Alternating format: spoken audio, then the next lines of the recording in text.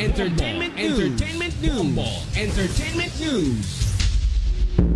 Etong Pinoy artist sa New Zealand hinangaan dahil sa kanyang mga obra maestra na gawa sa kape. Alamin natin ang chika ng Star FM Iloilo.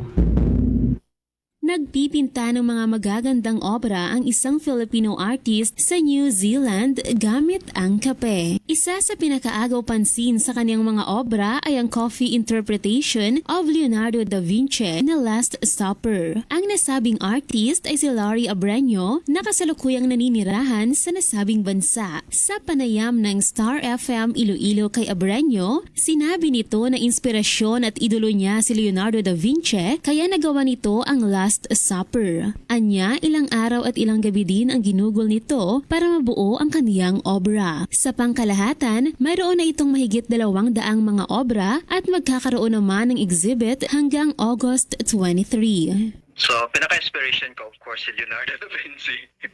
So, siya yung, meron kasi ako, I have a book of Leonardo.